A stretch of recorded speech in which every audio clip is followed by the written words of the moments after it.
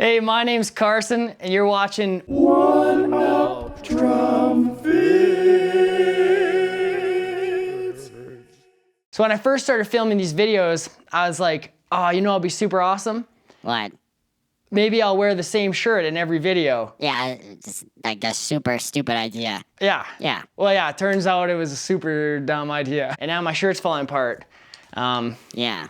Yeah. So in the first video that this is based on, we took a double stroke roll. We learned how to displace it in every possible way as 16th notes and as triplets, and tried to practice it as dynamically as possible with the included practice tracks.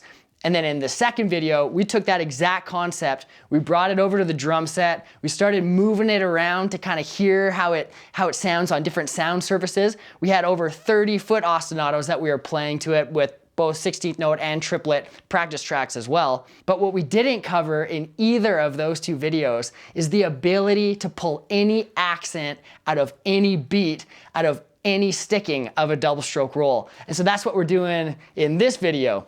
And I'm super bummed out because instead of a smoothie video, I put together a really awesome video on how to make the best pho, but I deleted it by accident. This is how you make the best bruschetta. You take your knife and you kind of smear the garlic kind of like that, and then you just mix that in with some cherry tomatoes, and then you add some different herbs and spices, and yeah, it's pretty much the best recipe that I know. And then you put that on crispy bread. So right now we're gonna go over the 4 ways that you can play 2 notes with one hand. These are kind of the fundamental building blocks, and once you get this stuff together, you can play any rhythm within a double stroke roll. And that's when the fun really begins, when you're kind of just not locked into a sticking, but you're free to express yourself within that sticking. That's definitely the goal. So the first way that you can play 2 notes in a row with one hand is by playing 2 loud notes or 2 accents. Some people call these full strokes. You can call them whatever you want. You're essentially just playing 2 notes louder than the other notes you're playing, coming up to generally the same height. The second way is to play 2 quiet strokes in a row. Some people call these tap strokes or ghost notes or drop notes. The third way to play 2 strokes in a row is to play 1 loud stroke followed by a quiet stroke. The key to making this work is to try and keep the rebound from the first stroke as controlled as possible so that you can keep it nice and low to follow up with your quiet stroke. And last but not least, the 4th way, which is the most challenging for me, is a quiet stroke followed by a loud stroke. You're really tapping on the way up to set yourself up to play an accent. And you know the famous quote by every drummer that you would ever want to listen to ever, accents are super important. Oh yeah. Oh, twice.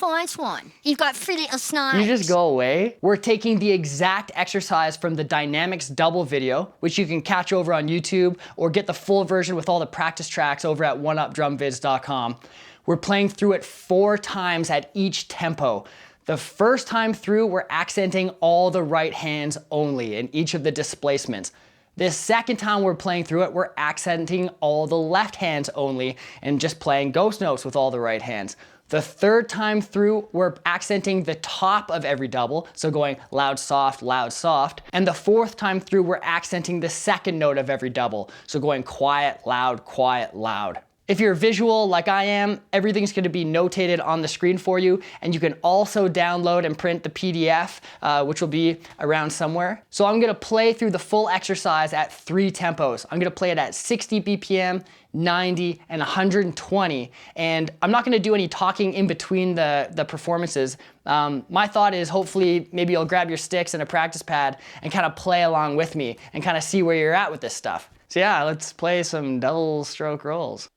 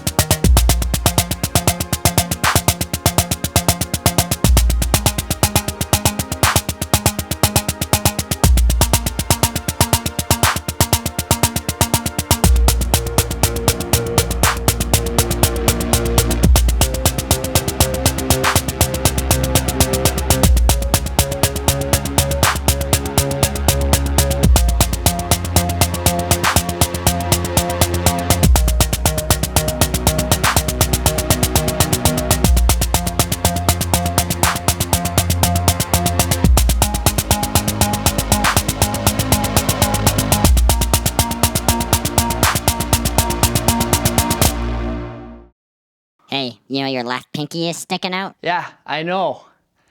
I'm working on it. The more you play with these practice tracks, the more little weird things you start figuring out that you do. Like Gary just mentioned, my pinky sticks out on my left hand when I'm doing the double accent. I don't know why. When I was filming it, I was like, I'm definitely not doing that.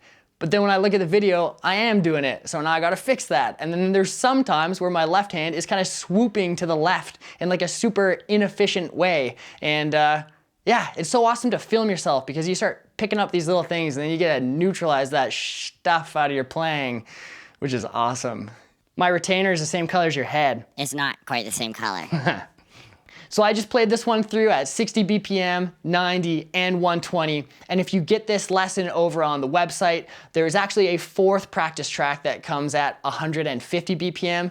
And I just can't play it that well yet, so that's why I didn't perform it on this one. Kind of nailing the melody in the practice tracks is only one way to do it. The other way is to play in between the melody as like a call and response. So I call the way that I'm kind of performing them all through this video as like the target practice exercise on the PDF. And then we also gave you the PDF for the call and response version. Instead of trying to explain it, just look on the PDF.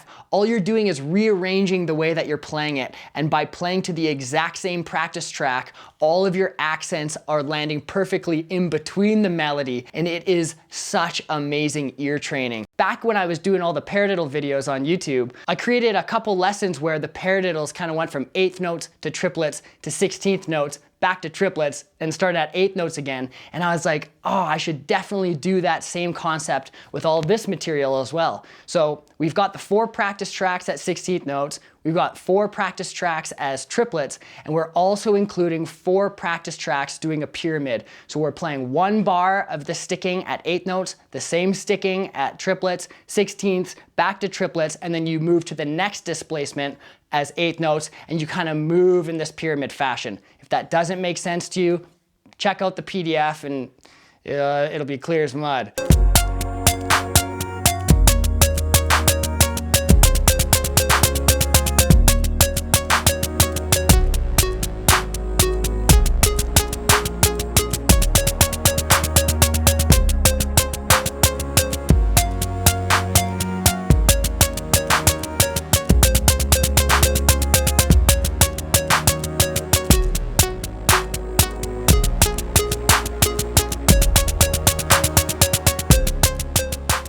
So yeah, download the free PDF and play along with me during this video. And if you're ever interested in taking this further, you can grab the second half of this video where we go in depth to all the triplet versions and all the subdivision pyramids and all the practice tracks and the remaining 8 pages of the PDF over on the website, www.oneupdrumvids.com. All right, see you later.